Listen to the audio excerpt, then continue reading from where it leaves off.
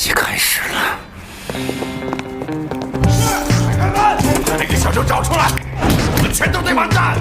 快点，你他妈聋了！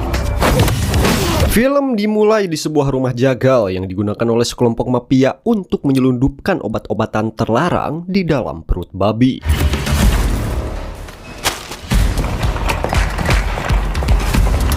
Pada saat itu, seorang lelaki yang bernama Barno sedang jadi korban penculikan dan penyiksaan karena teman baiknya Joke telah mengkojorkan adik kandung dari bos mafia yang bernama Juodun. Sehingga kini mereka sedang mencari informasi tentang keberadaan Joke. 市里的好兄弟周克，周克在哪里？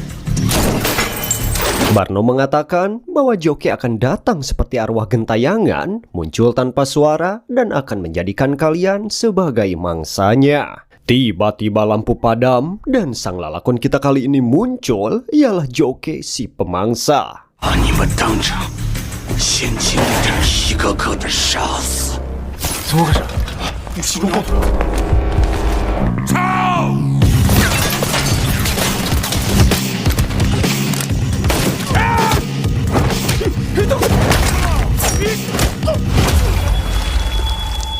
Ya, Joke dapat dengan mudah mengkojorkan mereka semua dengan keahliannya yang sangat luar biasa. Para gangster bukanlah tandingannya.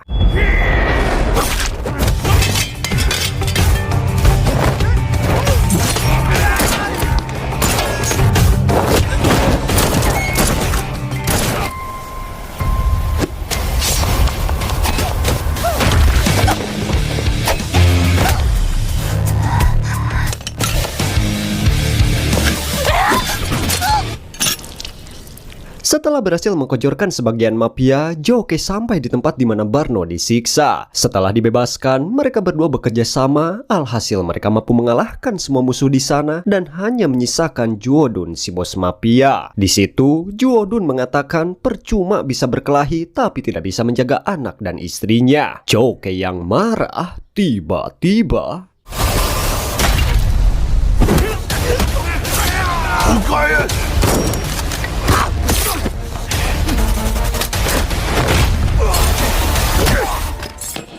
Juodun berhasil kabur dengan meledakkan tempat itu. Kemudian ia memaki-maki salah satu anak buahnya yang sedang menaiki motor karena tidak segera membantu. Namun tanpa disangka anak buahnya malah menyerang bosnya itu.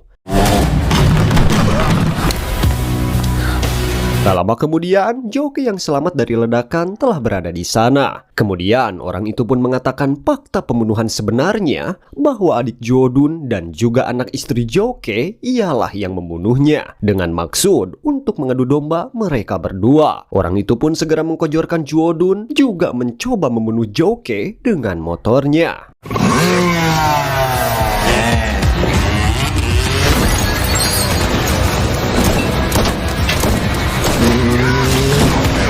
Joke hampir kalah, namun sayang si pembunuh kehabisan peluru. Bersamaan dengan itu, datanglah pasukan polisi sehingga membuat si pembunuh harus segera pergi dari tempat itu. Joke yang tidak sempat melarikan diri karena sudah lalungse, dengan terpaksa harus menyerah kepada polisi. Namun, Joke akan selalu mengingat si pembunuh yang memiliki ciri seperti nomor togel di lengan si pelaku yang di kemudian hari bisa ia gunakan untuk mencari keberadaannya. Joke divonis hukuman selama 9 tahun penjara. Selama itu ia menjadi sasaran para napi lain. Namun, Joke bukanlah tandingan untuk para gangster kelas 3 ini.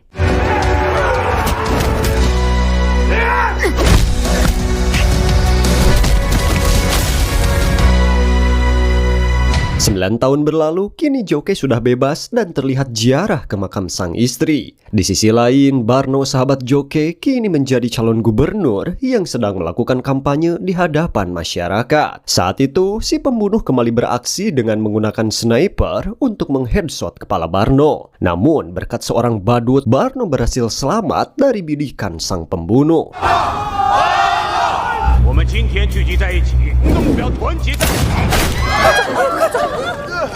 Di malam hari, Barno pun membuntuti badut yang menyelamatkan nyawanya. Kemudian, tiba-tiba...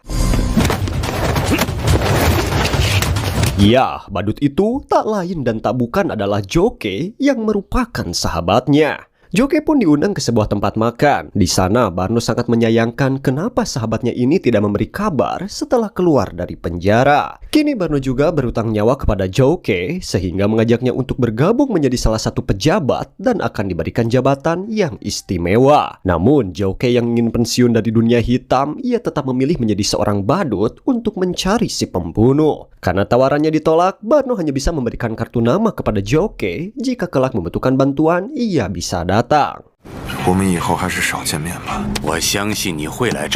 Shin kemudian memperlihatkan siaran berita yang menayangkan seorang kapten polisi Suje yang karirnya akhir-akhir ini sedang naik daun. Karena berhasil membongkar beberapa kasus penyelundupan obat terlarang, ia juga yang telah menangkap Joke 9 tahun yang lalu. Diketahui, ia memiliki seorang anak bernama Ling yang masih duduk di bangku SD. Singkatnya, Joke dengan pakaian badut sambil membawa pistol mendekati Ling yang sedang menunggu jemputan pulang sekolah. Kemudian, tiba-tiba...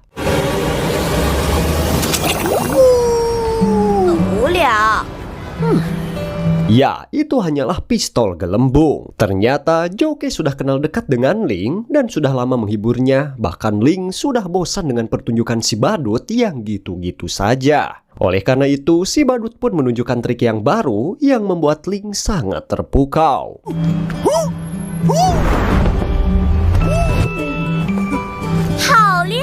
Setelah itu, Ling mengatakan bahwa besok di sekolah akan ada pertemuan dengan orang tua. Mengingat ayahnya tidak bisa datang karena sedang berada di luar kota, maka dari itu Ling memohon kepada badut agar menjadi walinya. Bahkan, Ling berjanji akan membayar dengan tabungan asalkan ia menyetujuinya. Tak lama kemudian, jemputan sekolah tiba. Bersamaan dengan itu, dari kejauhan terlihat sebuah motor melaju kencang seperti akan menabrak Ling. Joke pun kembali terbayang dedegan si pembunuh di masa lalunya.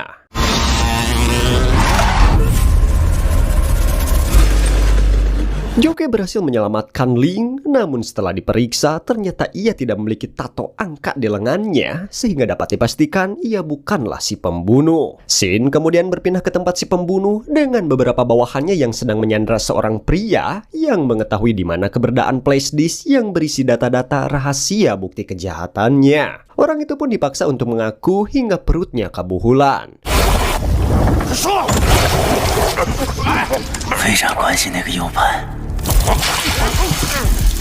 Dan pada akhirnya ia pun mengatakan bahwa flashdisk itu berada di dalam sebuah boneka beruang. Maka dari itu bos penjahat memberikannya waktu 1 hari kepada kaki tangannya, kita panggil saja Muklis, untuk mencari flashdisk tersebut. Boneka itu ternyata disimpan di rumah Kapten Suje, ayah dari Ling. Namun mereka tidak kunjung menemukannya. Setelah ditanyakan kepada si bibi yang sedang disekap, ternyata boneka itu dibawa Ling ke sekolah. Setelah mendapatkan informasi itu, dengan kejamnya si Muklis, ia memasukkan si bibi ke dalam kresek, membuat si bibi sesak, dan akhirnya innalillahi.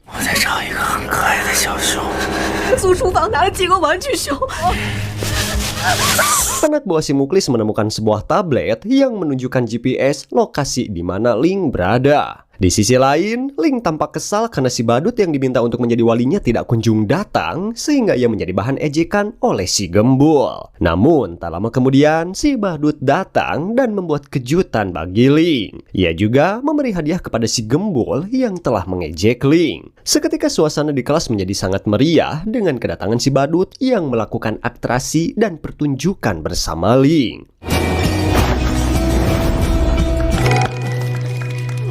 Tak lama kemudian, seorang polisi datang memberitahu bahwa ayah Ling mengalami kecelakaan dan mengutusnya untuk menjemput Ling ke sekolah. Namun, si badut curiga ketika melihat tato di lengan polisi tersebut dan menahannya untuk membawa Ling. Polisi tersebut pun malah menyerang si badut.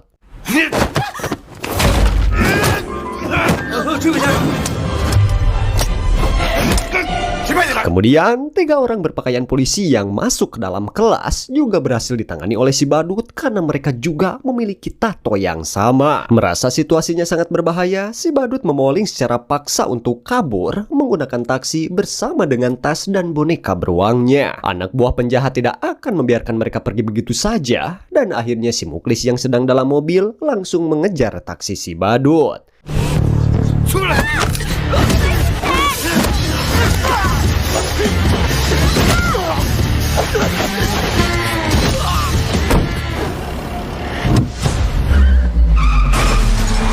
Meskipun dengan aksi kejar-kejaran mobil yang cukup edan, si Muklis tidak mampu menghentikan laju mobil si badut, bahkan mobilnya harus terguling sehingga si badut berhasil lolos.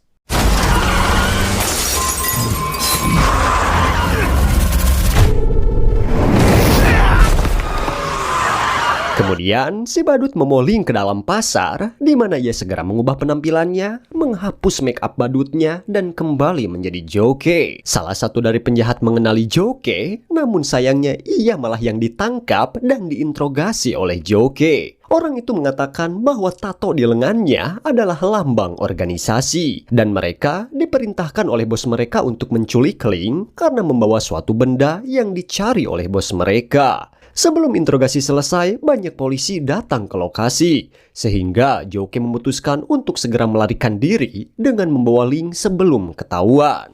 Polisi wanita bernama Nan yang merupakan agen polisi paling kuat mencoba menangkap Joke. Namun, Joke lebih hebat dalam hal berkelahi, sehingga polisi Nan berhasil dikalahkan dan diikat dengan borgolnya sendiri.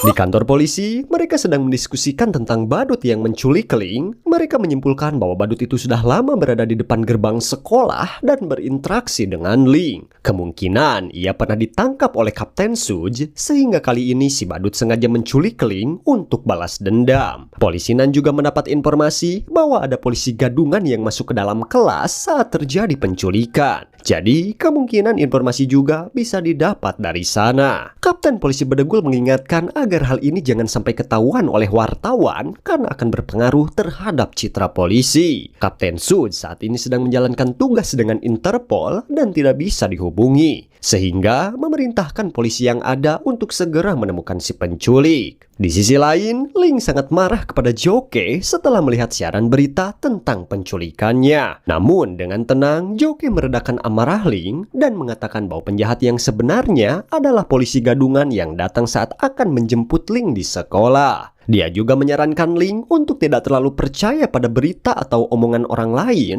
tapi percayalah dengan apa yang dilihatnya. Seketika Ling mulai mereda setelah Joke mengatakan bahwa sedang mencari seseorang yang telah mencelakai keluarganya dan memiliki tato yang sama dengan penjahat tersebut. Joke sangat membutuhkan Ling untuk mencari si penjahat karena Ling mempunyai barang yang mereka cari. Kemudian, Ling mengeluarkan semua isi tasnya untuk mencari barang yang dimaksud. Di dalamnya Joke menemukan sebuah jam tangan GPS yang terhubung dengan tablet yang kini dipegang oleh si Muklis. Joke menyadari bahwa mereka dapat dengan mudah menemukan tempat persembunyiannya. Joke segera menyuruh Ling untuk menunggu sambil memakan mie instan dan menonton televisi. Sementara, Joke akan mengatasi kelompok penjahat yang sudah berada di depan rumah Joke. 游戏开始了，我们全都得完蛋！说你呢！ Terjadi pertarungan seru di mana satu persatu anggota kelompok penjahat berhasil dilumpuhkan oleh Joke hingga menyisakan satu orang, yaitu si Muklis yang agak sengklek. Namun Joke dengan mudah mengalahkannya dan meringkusnya.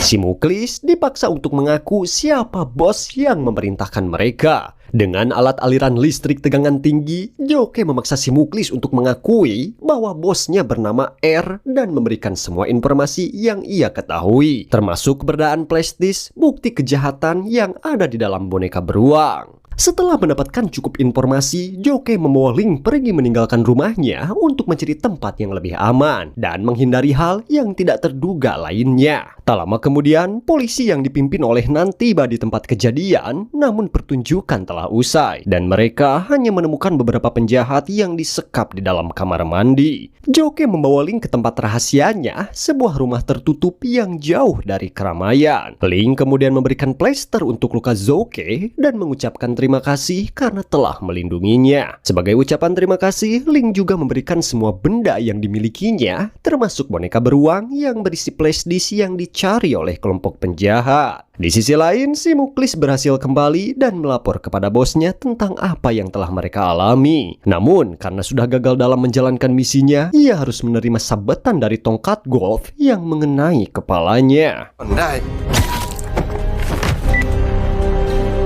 Di kantor polisi, Kapten Suji telah kembali dari tugasnya dan menjelaskan bahwa si badut yang bernama asli Zouke pernah ia tangkap 9 tahun yang lalu. Zouke adalah mantan agen rahasia terhebat dunia, menguasai teknik bertarung dari berbagai negara, ahli dalam menggunakan senjata apapun, dan memiliki kualitas tempur yang sangat tinggi. Dia juga pernah mendapatkan pelatihan rahasia yang paling kejam di luar negeri, dan hanya beberapa orang yang bertahan hidup dari pelatihan itu. Dia sering menyelesaikan misi kelas A dan S, dijuluki sebagai bandit berpakaian jas karena setiap aksinya selalu memakai jas. Kapten Suji menjelaskan bahwa yang ditangkap di rumah memiliki tato yang sama di lengannya. Mereka adalah anak buah dari R, yaitu Ruan Hao. Dia sendiri adalah mantan anak buah Zuodun, pemilik pabrik pemotongan babi, dan setelah Zuodun meninggal, ia mengambil alih semua usahanya. Namun, keberadaannya kini sangat misterius. Di sisi lain, Zouke dan Ling pergi untuk menangkap penjahatnya. Namun sebelum itu, mereka singgah di tempat hiburan biang lala yang cukup besar. Zouke sengaja menitipkan Ling karena sangatlah berbahaya jika mencari penjahat sambil membawa anak-anak. Dengan durasi 15 menit, ia harus segera mendapatkan informasi dan kembali menjemput Ling. Di sebuah pabrik pembuatan narkoboy, Zouke mendapatkan informasi dari kepala pabrik bahwa Ruan sedang mempersiapkan narkoboy dalam jumlah besar untuk diimport ke luar negeri melalui pelabuhan dermaga Lin Cafe. Kemudian, Zouke memaksa kepala pabrik untuk menelpon polisi dan memberikan semua informasi tentang bisnis pornografi dan pabrik pembuatan narkoboy milik Ruan kepada polisi.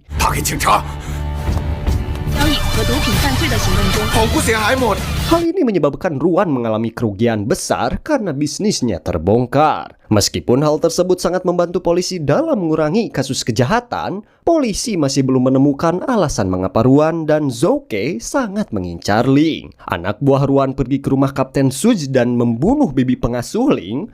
Kapten Suji menduga bahwa mereka ingin menangkap Ling untuk mengambil bukti kriminalitas Ruan yang disembunyikan di dalam boneka anaknya. Nah, ternyata Kapten Suji memiliki mata-mata di kelompok Ruan, namun mata-mata tersebut sudah tertangkap. Saat itu Kapten Suji belum menyerahkan informasi tersebut kepada polisi karena bukti yang dimiliki masih belum cukup kuat dan dapat menimbulkan kecurigaan penjahat. Namun, situasinya sudah berubah sehingga polisi harus segera menangkap Zouke dan komplotan Ruan sebelum terjadi sesuatu terhadap Ling. Setelah rapat selesai, Kapten Suji menerima telepon dari anaknya Ling yang memberitahukan posisinya saat itu dan bahwa ia dalam keadaan baik-baik saja karena dilindungi oleh paman badut. Namun, saat Kapten tiba di lokasi, Ling sudah tidak berada di sana. Tak lama kemudian, Zouke menelpon dari telepon umum yang berbeda dan mengungkapkan bahwa ia menangkap Ling untuk mencari Ruan. Zouke mengajak Kapten Suji untuk berbicara dan memberitahukan semua informasi tentang Ruan. Kapten Suji setuju dan mereka sepakat untuk bertemu pukul 12 malam di dermaga terbengkalai. Malam harinya, Zouke bertemu dengan Kapten Suji yang telah menunggunya di dermaga. Kapten Suji meminta agar Ling segera dilepaskan dan mengajak Zouke untuk bekerja sama menangkap Ruan sambil menyerahkan semua dokumen-dokumen terkait Ruan. Kapten Suji menjelaskan bahwa ia sangat ingin menangkap Ruan, tetapi situasinya rumit dan ia tidak bisa melakukannya sendirian. Informasi dari mata-mata polisi mengindikasikan bahwa Ruan sedang bersiap untuk melakukan transaksi narkoboy dengan organisasi luar negeri dalam jumlah besar. Ruan kemungkinan berada di lokasi persiapan transaksi tersebut yang ternyata adalah pabrik manekin yang digunakan sebagai basis narkoboy. Menurut informasi, sekitar 30 anak buah Ruan berada di sana dan transaksi tersebut direncanakan akan dilakukan esok malam pukul 2 dini hari dengan 3 kali kedipan lampu sebagai tandanya. Sebelum berpisah, Kapten Suji mengatakan kepada Zouke untuk bertemu dengannya di lokasi pada pukul 1 dini hari dan menekankan agar Zouke tidak beraksi sendirian. Malam yang ditunggu-tunggu tiba, Zouke melihat 3 kedipan lampu dari dalam pabrik yang dimaksud. Ia pun langsung menjalankan aksinya. Namun, tiba-tiba mobil Zouke terkena bom granat, sebuah jebakan yang disusun oleh Ruan. Zouke yang merupakan mantan agen rahasia tidak mudah ditaklukkan. Ia mematikan lampu utama di pusat kendali aliran listrik, sehingga dengan kondisi itu, Zouke mulai marakayangan memangsa satu persatu anak buah Ruan.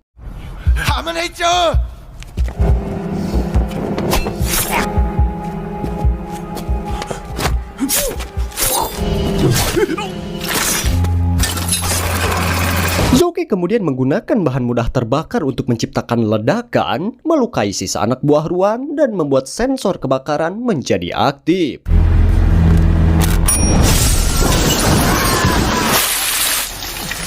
Di sini terungkap bahwa Ruan memiliki dendam pribadi terhadap Zouke karena kehilangan kakinya dalam sebuah misi yang melibatkan Zouke. Tato di tangan Ruan adalah tanda untuk selalu mengingat Zouke.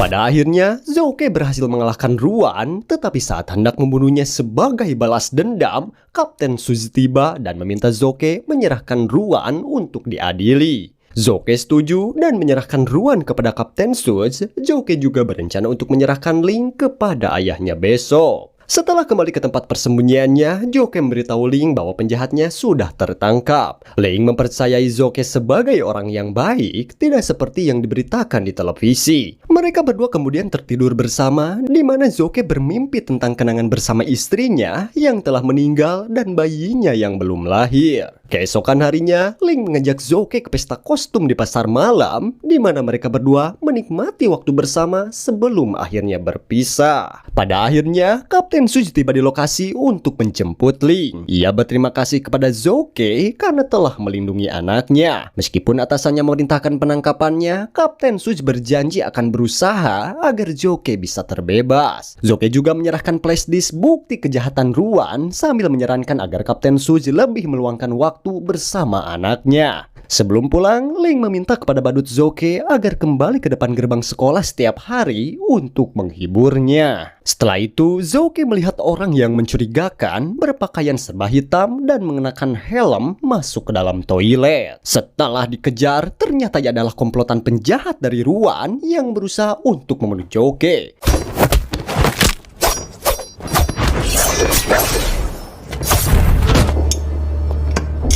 Di sini terungkap fakta sesungguhnya bahwa Kapten Polisi Suzy ternyata komplotan dari Ruan. Ia adalah orang yang disandra di awal film untuk menyerahkan bukti flashdisk kejahatannya. Sehingga mereka harus membuat sandiwara agar Zouke mau menyerahkan flashdisknya sampai-sampai nyawa Ruan hampir melayang. Mendengar cerita itu, Zouke kembali murka. Tiba-tiba Ruan tidak sendirian. Ia pun bersama puluhan anak buahnya masuk ke dalam toilet untuk menangkap Zouke lagi.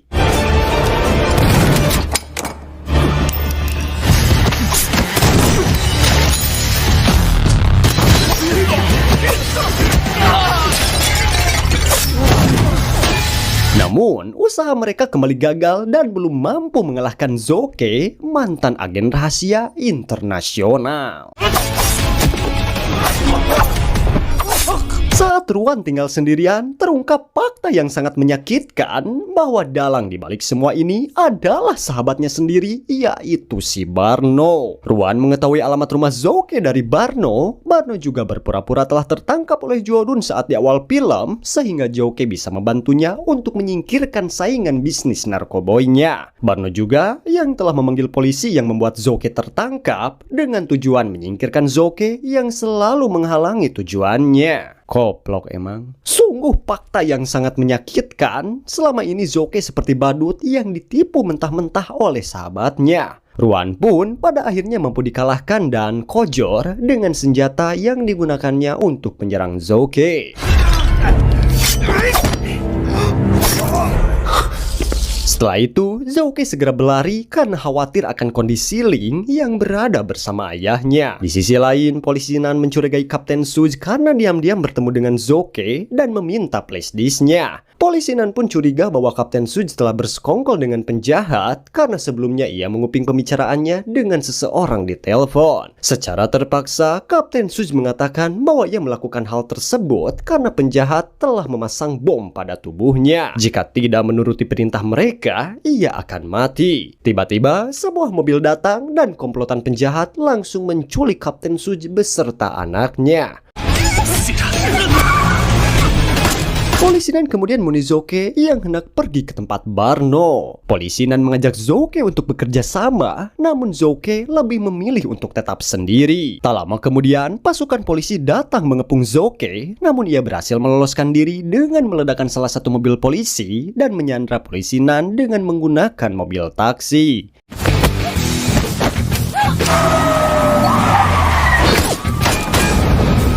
Di tempat persembunyiannya, Zoke memasang bom agar polisi Nan tidak mengikutinya. Kemudian, ia menelpon sahabat lamanya Barno yang pastinya Kapten Suj dan Ling juga sudah menjadi sandranya. Barno mengatakan agar Zoke menemuinya di tempat di mana 9 tahun yang lalu ia menyelamatkan dirinya dengan membawa kopian flashdisk bukti kejahatannya. Zoke tentu saja sudah mengkopi flashdisk tersebut sebelum menyerahkannya kepada Kapten Suj. Di tempat di mana Kapten Suj, Ling, dan Barno berada, bom yang terpasang pada tubuh Kapten Suj meledak.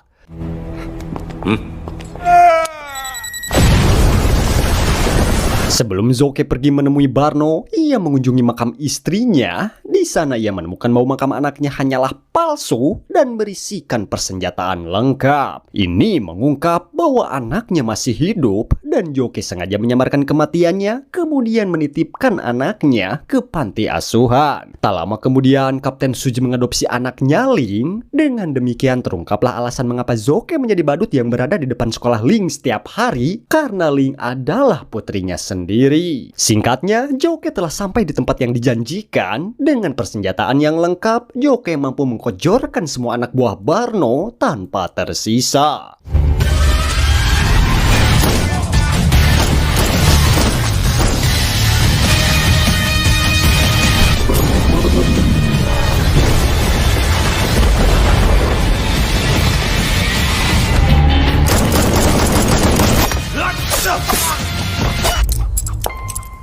Begitu pula dengan asisten wanita Barno, dengan mudah ia kalahkan.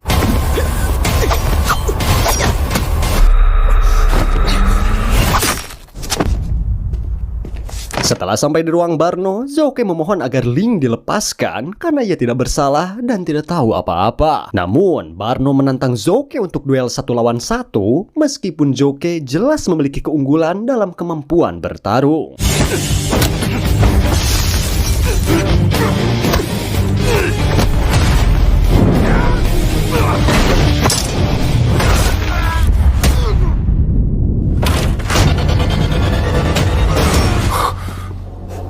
Dengan tendangan dari Zoke, Barno terpental sehingga pintu pemisah terbuka dan di dalamnya terdapat Ling yang sedang disekap dengan bom. Zoke dengan hati-hati membuka ikatan bom di tubuh Ling, tetapi tiba-tiba Barno bangkit dan menusuk Zoke. Barno juga membawa remote pengontrol bom yang melekat pada tubuh Ling. Dengan trik baru, Zoke dan Ling berhasil melemparkan bom itu ke arah Barno sehingga mereka berhasil selamat. Saat mereka berjalan pulang, Zoke menyuruh Ling untuk memejamkan mata karena banyak mayat berserakan di sekitar. Ling mengungkap bahwa ia sekarang seorang diri dan merasa tidak memiliki ayah. Tapi ia belum mengungkap bahwa Zoke adalah ayah kandungnya. Zoke kemudian mengajak Ling untuk tinggal bersama dengannya. Namun tiba-tiba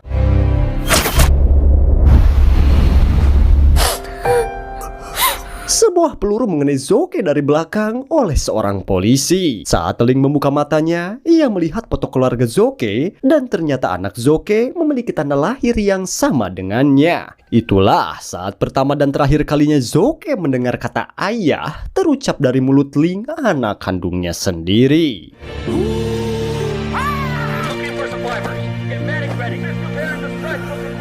Di Di sisi lain, bom yang dipasang pada tubuh polisi Nan ternyata hanyalah bom palsu yang sengaja digunakan oleh Zoke untuk mengulur waktu. Di dalam bom palsu itu, terdapat salinan dari flash disk berisi bukti-bukti kejahatan yang melibatkan kelompok kriminalitas Ruan Hao. Ternyata kelompok tersebut bersekongkol dengan pejabat Barno yang baru saja menjadi gubernur, termasuk Kapten Polisi Suj yang juga terlibat di dalamnya. Sementara itu, orang yang selama ini dianggap sebagai bandit ternyata adalah seorang pahlawan yang banyak membongkar kasus kejahatan dan memberikan bukti-bukti kepada polisi. 这颗的不是暴徒，炸弹是假的，这里面有一份加密文档，是阮浩集团的犯罪证据。昨日的西装暴徒不仅帮助警方劫了以外籍雇佣兵阮。 Dengan demikian, film pun tamat. Oke guys, gimana tuh ceritanya? Seru kan? Walaupun pada awalnya banyak yang salah paham terhadap Zoke dan motifnya, kebenaran akhirnya terungkap. Ini menekankan pentingnya untuk tidak terburu-buru mengambil kesimpulan dan untuk selalu mencari fakta sebenarnya sebelum membuat penilaian. Selain itu, pengorbanan demi orang yang dicintai, Zoke rela melakukan segala cara, bahkan mengorbankan keselamatan dirinya sendiri demi melindungi putih nyali. Pengorbanan yang besar ini menunjukkan betapa kuatnya ikatan keluarga dan keberanian untuk melindungi orang yang dicintai. Nah, mungkin itu saja yang dapat Minho sampaikan. Buat yang baru gabung jangan lupa subscribe, like, dan komen agar Minho lebih semangat membuat video-video seru lainnya. Saya Minho, sampai ketemu di alur cerita film selanjutnya. They'll be calling me, calling